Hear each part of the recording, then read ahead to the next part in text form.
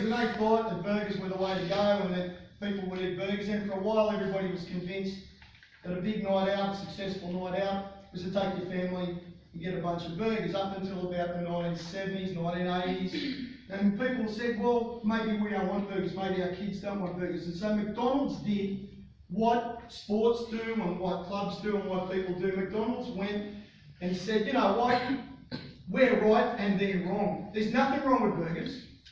Burgers are great food. The public are wrong. The public doesn't understand how great hamburgers really are.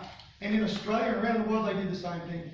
They went and hired that old guy that does all the ads and talks like that. And he talks about Australia. Sounds a bit like Laurie Lawrence as well, but he says, McDonald's, buns, sun-kissed by the golden rays and all those. With meat, bread, and a darling down. It's the heart of Australia. And you started to feel for a while, when they were running those ads, that it was unpatriotic and un-Australian not to buy McDonald's. And they did the same thing in Greece. They did, but they tried to tap into nationalism because their feedback was that one size fits all, American product, we don't want a part of it. So they're trying to make you feel that it was your McDonald's, our McDonald's, and it was a part of us. And their sales increased a little while and they started to drop. And they tried more marketing and they just threw ideas at how do we sell more hamburgers? And they kept failing and failing. And eventually McDonald's go to their clients and say, what do you want? What can we do for you? And the clients start speaking up. They've never been asked before. We don't know. Well, my kids don't like burgers. If you had something other than hamburgers, I can't get into eat meat at any time. They hate hamburgers at home. They don't want it. We don't come because our kids don't want hamburgers. Why don't you make something for kids? And now McDonald's starts to go, okay, now we're on to something. So what do they make? Yeah, they start making Happy Meals, they start doing nuggets, they start doing other things, profits come up, because every kid who comes in for a 4-cent toy and 6 nuggets with tomato sauce, mum and dad's going to come in, they're going to buy some other stuff as well. It's a $40, $50 sale. It's a fantastic sales strategy. Starts to go well, starts to drop down again. And all the information about cholesterol and fats and sugars and high fructose corn syrup and all that stuff coming out. McDonald's starts to see a big decline all the way around the world, and they go back and say to people, what do you want? Well, we need some healthier options. We need other things we can eat just other than this stuff. My kids, I'll bring them every so often for a bit of a treat or a birthday thing, but I'm not going to eat it. And they start evolving salads and wraps and other things. And eventually they get to the stage, about 10 years ago, mums and dads say, I will not eat McDonald's under any circumstances, but I love a coffee in the morning. Geez, if you just sold coffee, bang, and the cafe comes up. And they keep evolving because they go back to their clients. And if they were just selling hamburgers, they'd be going nowhere. And underneath every McDonald's, you'll see now these 3 things, 24 hours. They're now open 24 hours a day to make it convenient. Not for them.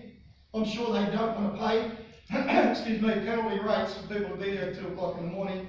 They're open 24 hours a day for their clients. Underneath that, they've got another thing that says McCafe. Same thing, they're serving coffee 24 hours a day. You're tired, you're stressed out, you just want a good cheap coffee, and there it is, option for you. Underneath the most recognised corporate symbol in the world, they're saying, we've changed. We're doing things differently and we're doing them for you. And under that, in most McDonald's, to me is the most telling phrase of all. It says, create your taste. Has anyone been in Macca's and seen that you can make your own burgers now? So you can have 19 buns and 26 loaves of chicken, and you can do a whole bunch of stuff now. So the organisation who, along with the automotive industry, pretty much define systems and routines and practices, the organisation that really taught so many of us who went there straight after school looking for a job flipping burgers on how to do things routinely as part of a team, has now said, we've changed to the point where we will let you come in and tell us what you want and we will make it for you. Not you buy what we've got, but we will make what you want. We will create your taste. And I go back to Jimmy and Macca and Robbo, and I think They're not doing anything. I could have easily have said Deirdre and Violet from netball. I could have easily said Tomo and Les from football. We're all living the reality that we're seeing a decline in the number of athletes who are competing in our sport. That's a reality in most places. Every so often I come across a little pocket. So there was a pocket of real great stuff going on at Emerald in gymnastics, but that was driven by one club and by one coach. I'll come back to that later. I go some places and I see basketball really thriving, and that'll be in one place, one club, one specific set of circumstances. But if you look at state and national figures, what we're seeing, not just in Australia, but in New Zealand and many parts of the world, a huge decline in the number of kids getting involved in competitive sport. So if you're feeling a bit alone and think it's just me and it's just my issues and my sport and no one understands where I'm coming from, which has been a common thing, guys. As I've gone around, they look at me. This last time I got to wear the jacket, I didn't wear it the last few weeks. A bit posh and a bit flashy the last time. I've just been carrying it around for no good reason the last few weeks. But places I've gone, people say, oh yeah, well that's really interesting, but you don't know us and you don't know Far North Queensland, you know what issues. And I say, well hang on a minute, I'll put on my hat and just try and guess a little bit. Let me ask you about the decreased number of competitors. You can't get officials, you can't get volunteers, you've got pushy parents, or you've got parents that are completely not interested. You're desperate for facilities, and then when you get them, you can't afford them. You can't get good coaches, you can't keep them, and even if you do, they want a hell of a lot of money, and they don't stay very long. Does that ring any bells? Of course, we're all going through that. All sports are going through something like that. And you think, well, it's Far North Queensland. No one would understand this from the city. Completely wrong. I hate to say it, completely wrong. I was down in the heartland of rugby league in Sydney. Nobody did. In Townsville, they were going to lynch me because I'm originally a Bankstown boy, punched my boy from Sydney. But in the heartland of rugby league, 3 weeks ago, I attended a session with the New South Wales Rugby League. New South Wales Rugby League CEO gets up and says, welcome, does a little bit of PR, talks about what a beautiful game it is and how they're looking forward to the Mighty Blues finally getting up and smashing the Maroons this year. Seriously, guys, give us a go. My wife is a mad Queenslander. It just seems mad in Queensland seems to run together really nicely, particularly where Helen's concerned. And you know, it's just been painful because we gamble on all sorts of stupid things over years. We used to gamble, we have 4 kids, and we used to gamble on nappy changing. And it used to be every state of origin series that whichever team lost, the other one had to change the nappies. I've changed 25,000 nappies. So guys, give me a go. You know, now it's on housework and cooking dinner and everything else. But anyway, I'm down and then he's talking up the New South Wales chances and what they're doing and some of the changes in the state. That was interesting, that was great. But then the bomb hit. He said, effective next season, we'll be combining districts in New South Wales Junior Rugby League. I'm a Bulldogs fan. Canterbury Bankstown will be combining with Balmain. I was horrified. I was shocked. It was like trying to force peace in the Middle East. I went, no, this cannot happen. Not to my team. Let the others do it, not my team. Manly and Norse, St George, Cronulla, East and South, Junior Rugby League in Sydney will be combining. The question from the audience says, why? Because the number of kids in Junior Rugby League in Sydney has declined to the point where they have to combine districts to have reasonable competitions. Get your head around that. When you think it's Cardwell, and you think it's Innisfail, and you think it's here, and you think it's North, guys, we're seeing this everywhere in many, many different sports. And he starts telling a story about the only 2 groups that are not going to combine Parramatta parents because of the demographics. And he said, now I want to present to you, and well, I think it was Kate yesterday, Kate Silly from cricket. What a fantastic, if you saw that, what a great job she did, and what a great job they're doing. He went through what they're about to do as well, and he said, we're going to change, and this is very controversial, and I'm just telling you what they've decided to do.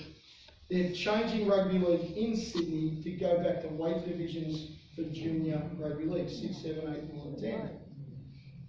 Now, when he explained why, and he knew that it can be a sensitive issue in many, many areas to do that, when he explained why they're making the move.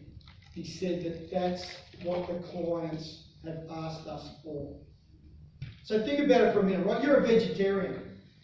You're a vegetarian. Probably got no friends, but you're a vegetarian.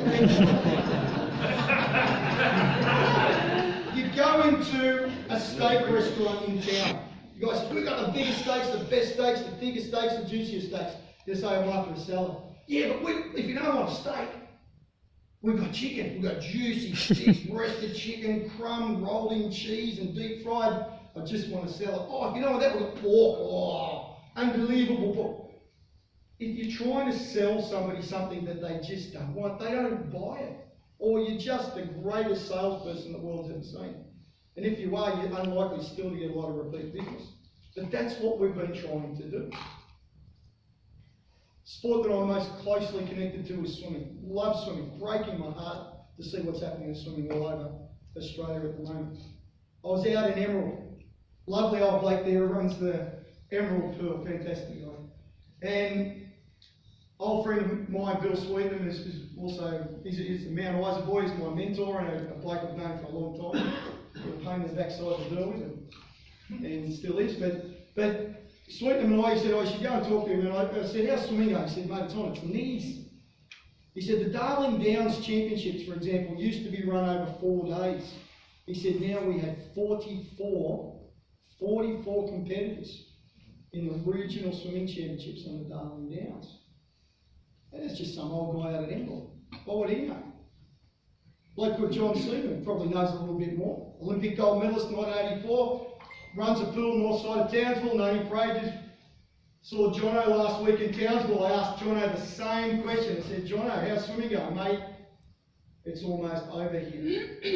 No, not the town that got us Laurie Lawrence and Glenn Buchanan. And Jono, no way. He said, mate, it used to be a 4-day meet. It's now Friday night and Saturday. He said, it's a day and a half meet. There's nobody here, there's no kids over 15 that are doing the sport. No one's doing distance events. They're all looking for shortcuts and easy ways and different ways, and we're struggling. What's your problem? And he goes through the list again. No volunteers, no officials, no coaches, facility, and the whole bit, and it's there. It's not just you. We're seeing this pattern and we're feeling this pain everywhere. However, the solution is in your hands. The solution is in what you do and the way that you deliver your sport right here. One of the great myths of sport is they're really, really smart people running NSOs. If anyone's got an NSO here, I've just lost a lot of friends and a lot of... What I mean by that is, there's some very good people running NSOs, well-meaning, very positive, well-qualified, driven. There's some very good people. But they're not miracle workers. It's almost impossible, almost, for an NSO in Canberra, Melbourne, Sydney, anywhere else to say, we see the problems that will fix hockey. And we've got this program and this set of tools and these resources that will revolutionise the sport and change everything. And we're going to send out an email, send out social media, send out some tweets. Everybody will buy into it, completely changing the sport, will be resurrected to be greater than AFL, rugby league and rugby ever could be. Ain't going to happen. It's not the way they work. Another myth, guys. Social media changes nothing. Everyone says, well, you know, probably we need 20 grand for a blog and to connect with social media. All social media does is engage a little bit with people that you already know. When's the last time you actually picked up your phone and there was a tweet there and you went, oh, I'm wrong. I'm completely wrong. I need to change my life and guys, stop everything that's happening at the club. I got this Twitter from Cycling Queensland. Stop! Or they've gone to your blog and they've read on the blog, there's some news on the blog and you've gone, quick, drop everything. Let's run out of work. Let's get all the kids together. We're going to change the way we coach from now on because I just read this newsletter. This change doesn't happen like that. You've got to inform people, of course.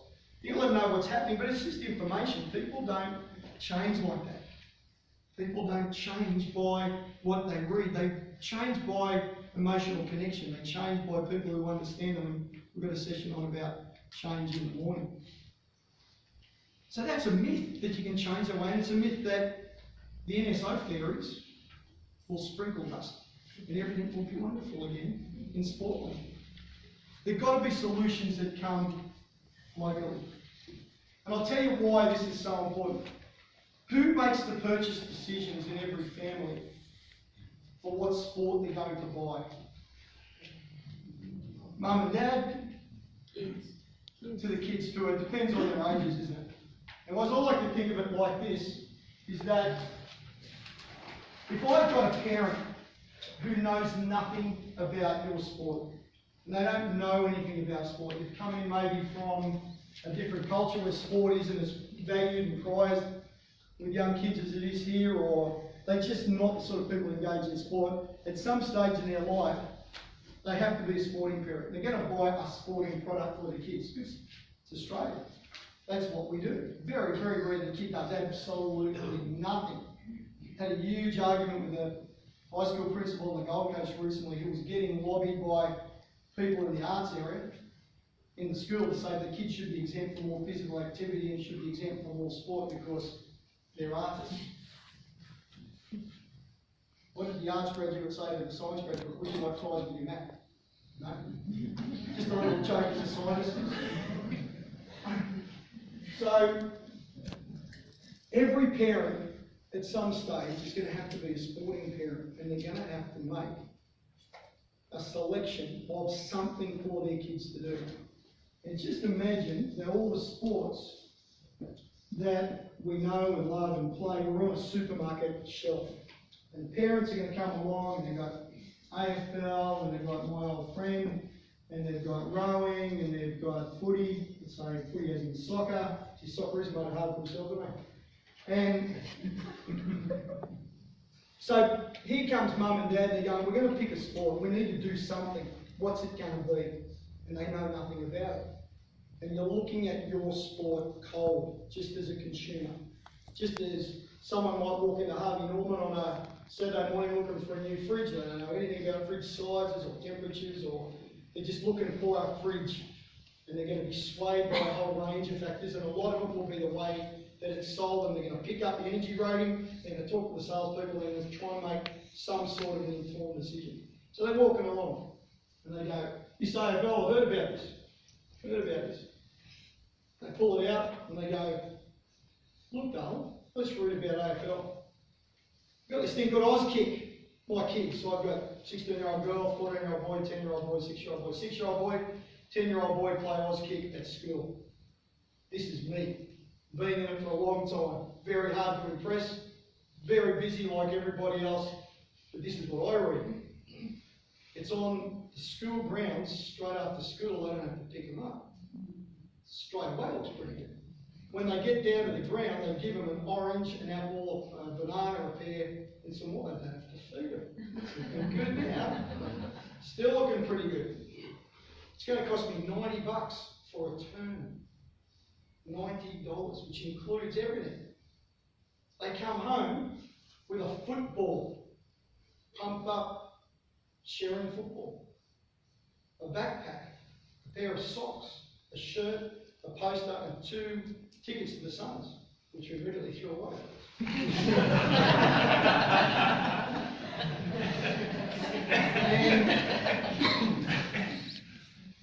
So they're excited, and they're putting posters up in their room, so they're starting to engage with the game. Sessions 45 minutes to an hour. I'm standing on the sideline, the guys, and they look at the 3 guys around it, 3 guys from the Suns Academy. Come out looking fantastic, they can play the game, they're in great shape. Look like me 50 years and 60 kilos ago, and they came out, and they're having a ball. They're running around, having a great time. The kids are running around, they're learning skills. And they point to me and says, mate, get out here and have a kick.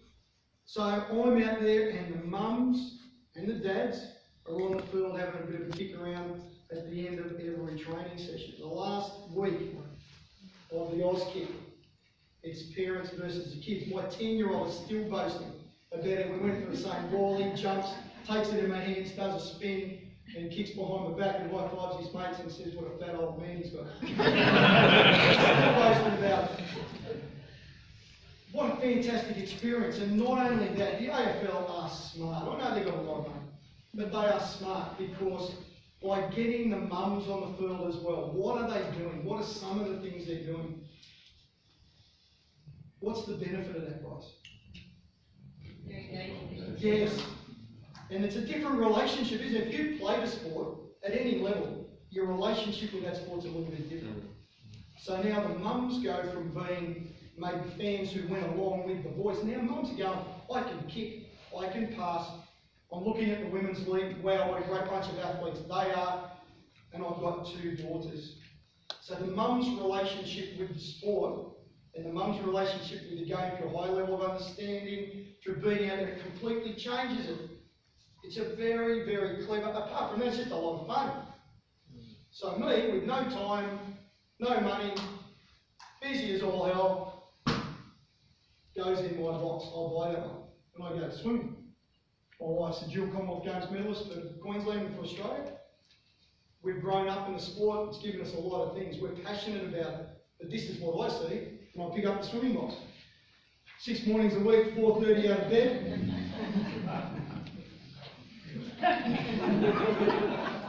Back again in the afternoon at 3:30 to 6 o'clock. So I've got to make adjustments in my work. I'm going to be tired all day, someone's going to get them.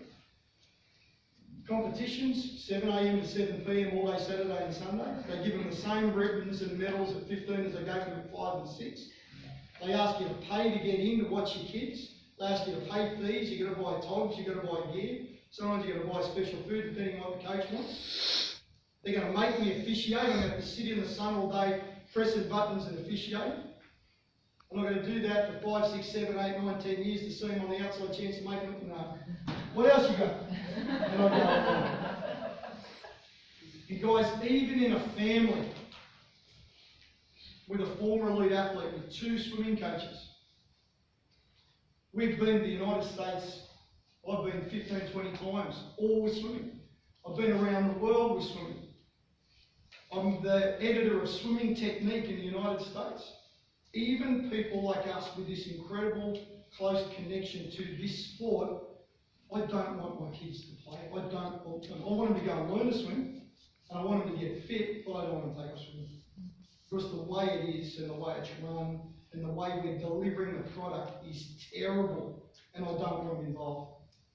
And they wouldn't be anyway for whatever reason. So the challenge is for you guys, for all of us, is what is the product that we're delivering? It's not going to come nationally. The change is unlikely to come, in most cases, although as I said, cricket, what a hell of a job they do. A lot of time, a lot of money, multi-year program, extensive community consultation, and they're still rolling it out regionally and seeing how it's working with the region. That to me is the smartest thing they're doing, as well as they've got this great vision. They've managed to get people to work together nationally and statewide, but then they're rolling it out in regions and getting people to suck it and see how it's going to work for them. And that's, to me, is really where it's going to work. So the question for you guys is, what is the product that you're delivering to the athletes? What is the product that you're delivering to the parents? Because it's not the product, the products are great. The product that we're delivering, sport, fitness, health, well-being, teamwork, honesty, integrity, humility, values, all those things that they can learn through the sports experience are so important. The message is so powerful, but it's the way we deliver it. I have to tell you a story. It's funny, we've been storytellers, guys, for most of our time on the planet as human beings. We've been writers and tweeters and bloggers and Instagrammers and all those things fairly recently. Most of the time we're storytellers. This is my favourite story, and I want to share this with you, and for any of you with a very, very strong sense of faith, let it roll a little bit before you become too judgmental, because there is a point to the story.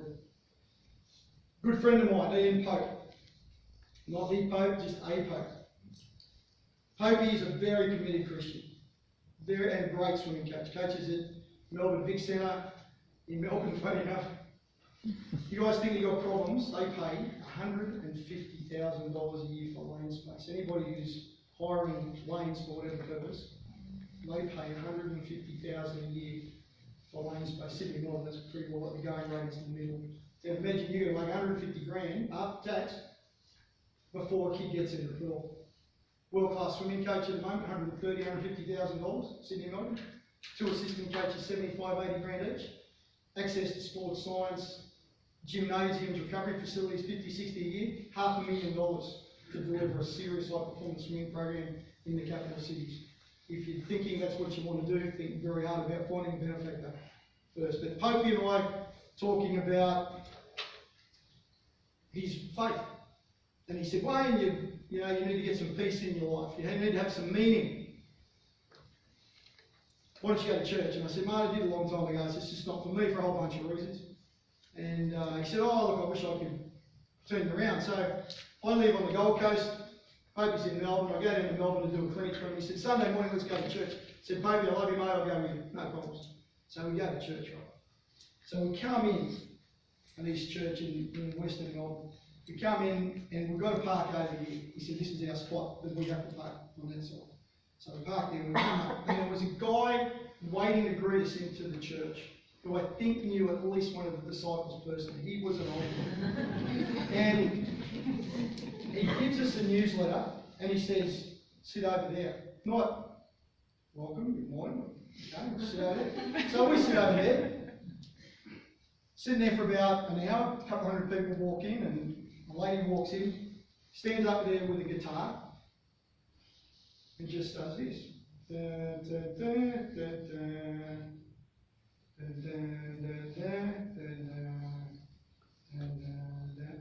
Playing a hymn that I heard in the 1970s, and it hadn't changed. And it was slow, it was boring, there was no energy in it. And then the old guy that had met us at the door, he comes out and he reads the newsletter to us. He reads the church newsletter to us. We got it. We can all read, but he reads the church newsletter, and then the lady comes back, and it was slower than the first one. Then the pastor comes out, lovely bloke, that's P-A-S-T-O-R, not P-A-S-T-A, it wasn't a piece of ravioli. He comes out and he says, today's sermon is about compassion. What is compassion? An hour and 15 minutes. And on. And then he sits down, we all just relax. And then the lady comes back to close. I went out the back and I was talking to the pastor. Again, lovely guy. You can't argue with the messages of religion, can you? Be nice, be kind, love each other, be decent, don't cheat, don't steal. You can't argue with that stuff. There's a whole bunch of stuff that good values and good principles to live by. Go to the back and I said, how's the church going? He said, oh, I've got no kids. We have these youth groups and we've been advertising them on Facebook and social media. We've got no one coming. And he said they go 2.5 hours every Friday night. And there's no teenagers coming. He said, well, I just don't understand it. And our Popey and I are talking, and I said, the messages are good, mate, but there's no engagement. There's no connection. There's nothing there. So the guy next to us was checking the footy results from last night and yesterday's racing. These two parents over here were talking about tennis. Did you hear them? They're not listening. They've got no light shining, they're not hearing anything. They're turned up because they've got it turned up. I think it's good for their kids, it's where they catch up socially. But they're not here for the message, they're not here to learn, they're not here to get better. So about 18 months later, Popey and I are in New Orleans. And I got up in a big room there, in a ballroom, and talking to US swimming coaches about how we've got to excite kids to swim. And it's got to be so much more than swimming laps. And the title of the presentation was, Don't Count the Laps, Make Every Lap Count. Make every lap be something of value. And everything they do, make it an experience of value for the kids. And talked about inspiring them, not just yelling and screaming at them.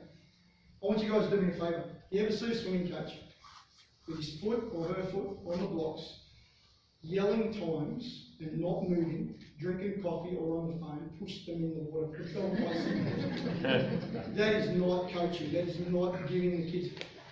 Laurie Lawrence, absolutely brilliant Australian North Queenslander. Laurie, the first time I saw Laurie on deck, he said, I was standing at the end and I was just watching and I was just admiring his ability to coach. And Laurie said, son, and there wasn't a lot of age difference, but he said, son, if the kids swim 5K, you and I walk 7. You've got to give them more than you're asking them to give. And inspirational stuff, and that was in the late 80s. So these lessons have been around for a while. So we're in New Orleans and I'm talking to a big audience of swimming coaches about getting people excited and how you engage with kids and how you really get them to see the opportunities, not just the laps, and think about it as being more than just times and PBs and records. And I told the story about the lady with the, and Papey said, I wonder what it's like here. I wonder if we went to one of those African American revivalist churches, what we would see. And I said, mate, let's do it. What I tell you has no embellishment whatsoever. This is what happened. I'm not going to do the voices because I do them poorly. But this is what happened. This was our experience. We went down to the foyer. We asked concierge. So we want to experience real faith. We want to experience some real energy. And he said, go there. Go to this piece of paper. We get out of the cab. Cab driver says, you're sure you want to go down there? He said, yeah, we do. So we go through the city. We go through some fairly rough areas. We go through areas decimated by Cyclone Katrina. Eventually we get to a black church. And it was right in the middle of a black area. And I say black because as a white Australian, I didn't really know what's the correct term to say to African Americans. And the guy in the cab was pretty funny. And I asked him and he said, I'm a white guy. He said, I'm a black guy, you're a white guy, get over it. So we get out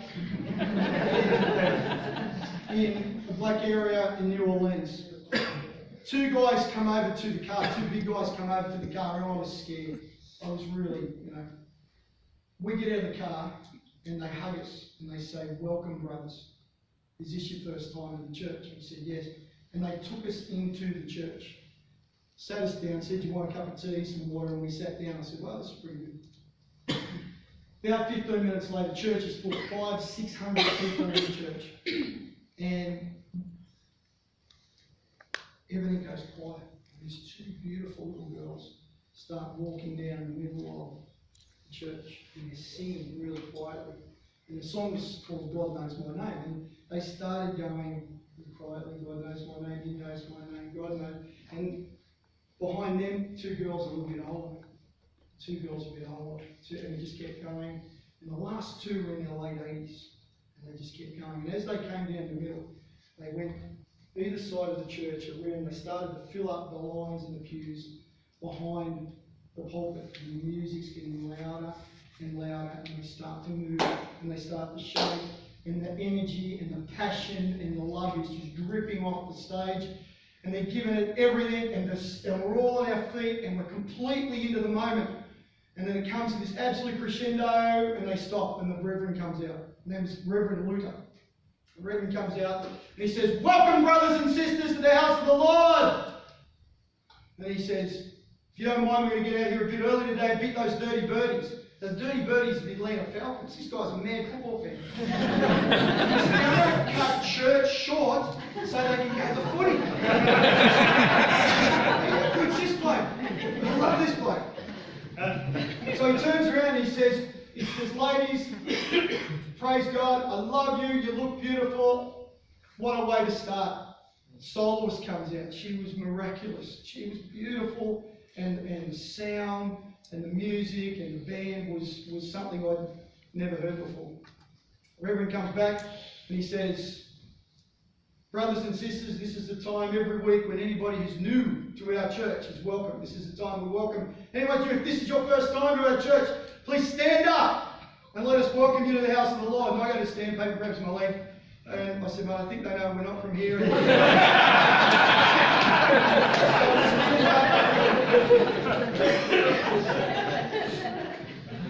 And Reverend Luther looks down and he says, welcome, brothers. Where y'all from? And I said, Australia. He's gone, Australia, praise God, praise Jesus! All the way from Australia to our church, praise God, praise Jesus. We welcome our two brothers from Australia, and we got mobbed. We had about 50 people coming, kissing. I hang on my wall. Because very, very high crime area, and we've been warned not to go there. But the love and the compassion of these people and the welcoming and the acceptance was just remarkable. And they started sticking little parts on our lapels. And I said, "What's that?" And they said, "That's the heart of the church. But wherever you go in the world, you carry our heart with you as part of our church." It was mind-blowing. And we all sat down, and out comes the main speaker. And she starts real quiet. And she starts talking about the difference between believers, non-believers, non-believing believers, and believing believers. And it was all a bit confusing. But what she was basically saying, she was talking about how many people just turn up in church, and how many do it because they have to, or because they're looking for a date from people they've known all their life, or mum and dad force them to come. And how many of them come because they're totally engaged, they've got the light of the Lord, they've got all those things. And she starts to build and build and build, and the energy lifts, and she's giving it everything. She's giving up Larry, she's sweating, she's giving everything she's got, almost to the point of passing out, to the point you're just with her, and you're on your feet listening to someone who's talking. You're on your feet because she's giving you so much. She's got nothing to give. You're giving it. It's just you've got a relationship with her from the stage. And then she collapses and she's down, and they sing, and you're sitting there drained. And I look at my watch and it's an hour 15 has gone. That's it. And I walk up the stage to see Reverend Luna.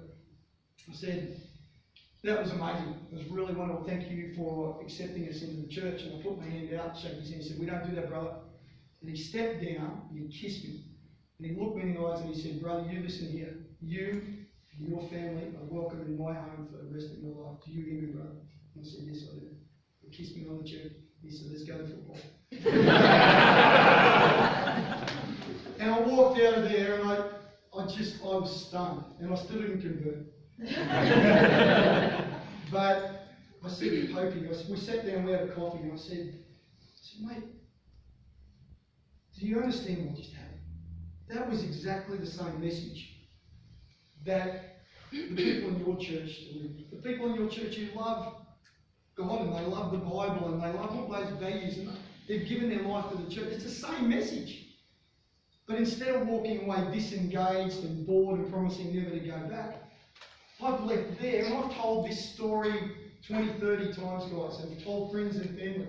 I was so excited about what I saw and the way we were loved and the way we were accepted and the way that they were prepared to deliver a product that was out of this world, literally and philosophically. And then I look at this.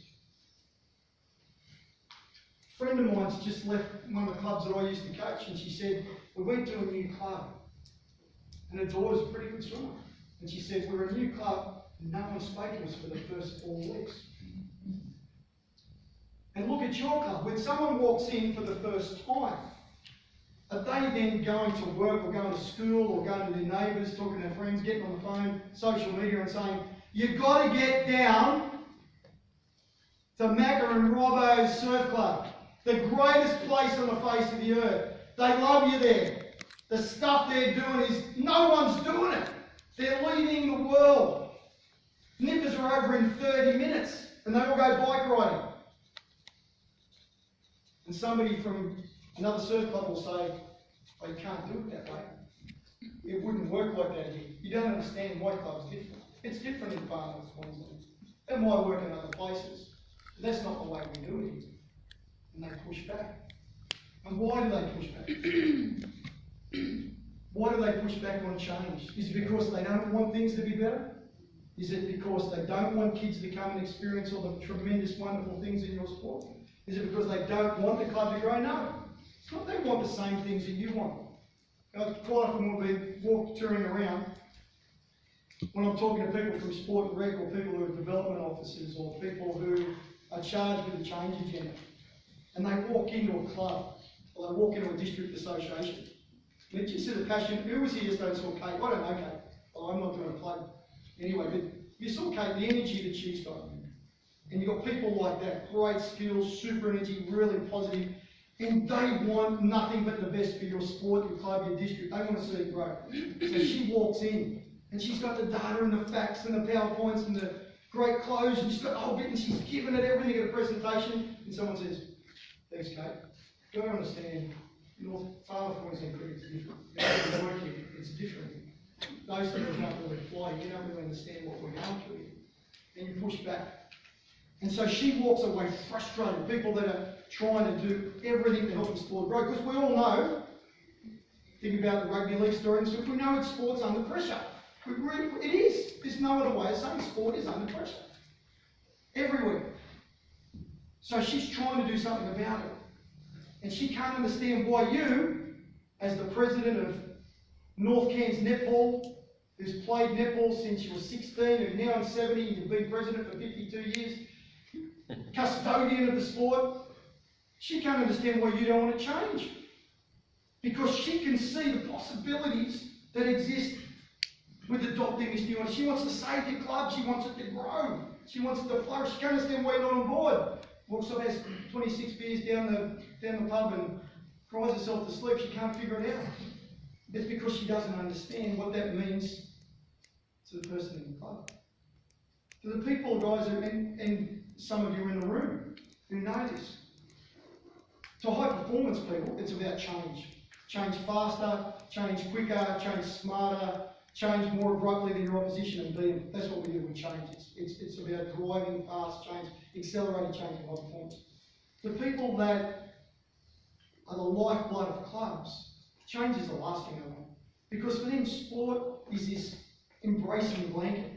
They have a bad day, the dog bit them, their partner hates them, the boss reckons they're lazy, the football team's lost, they got hardly any money, they walk in the club and they go, "Jacko, mate, come and let me buy you a Northern and tell us again about scoring the winning try in 1978 in the grand final." I love that story. And all of a sudden, that person in the club goes, "I feel great, I feel welcome, I feel appreciated, I feel loved, I feel respected. No matter what's happening, this club means everything to me. Keeping this club and keeping it the way it is defining me. It makes me feel great as a human being. It's personal, it's part of my heart and part of who I am." And someone's come in with a great idea, a tremendous opportunity to change. No wonder we get pushback. No wonder people push back. Because for so many of us, sport and our club and our associations mean so much more than just numbers, figures, and data. It means, when I was out in Emerald, I was talking to Alan Mackinder, who would have been much better if he would have stayed in New South Wales. And, former St George Illawarra player in played State of Origin. He might even play for Australia. I was talking to him, I was talking about football out there, where they've got the Alan Mackinder Oval, where his dad played footy, and his son now plays footy there. And he's a smart guy, he's passionate about doing things well, and he's on the council a whole bit. But he said to me straight out, he said, "Rugby league means so much more to me than rugby league. It means everything to me and my family. It's who we are." And you're trying to change that. You're not just trying to make people wealthier, great numbers, you're trying to change that. 2 or 3 things I want to wrap up with. You can do it, and you can get the change, but you can't do it with newsletters, you can't do it with social media, you can't do it by holding think tanks, you can't do it with PowerPoint. I hate PowerPoint. You can't do it with PowerPoint. You've got to do it by connecting with other human beings. Think of the church story. The difference in the delivery of that amazing messages is the fact that I connected, we connected, and they connected emotionally with us, so that the message was loud and clear and we started to buy into it. Think about the McDonald's story. All the money, all the opportunity, all the things that they have, all the recognition of their brand and their product, that it wasn't until they went and listened to and connected to and engaged with their clients that things started to change. The New South Wales Rugby League, home of the Mighty Blues, that, I've got to keep slipping hands because the only chance I'll ever get.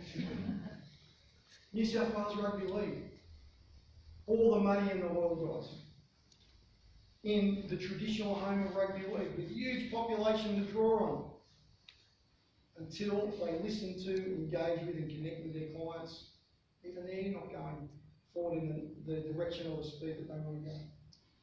Once you start listening to and connecting with other human beings, you'll be surprised how effective change can be. It's a great line I like, which is this. Is first seek to understand,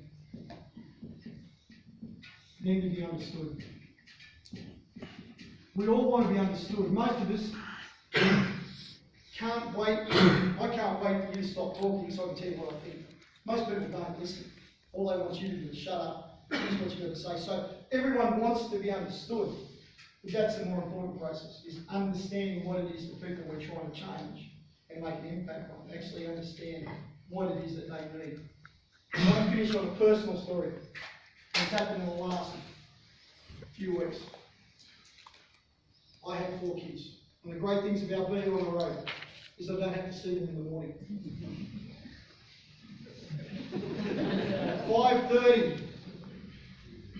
Guys, time to get up.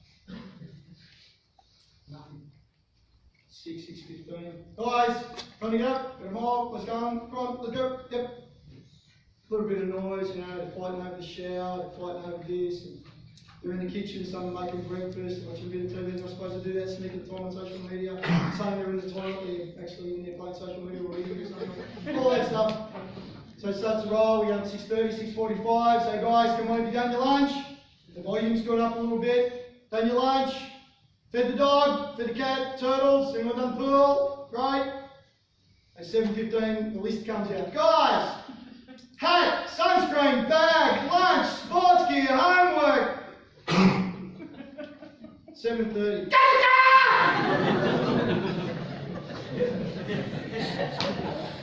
Every freaking day. It drives you mad.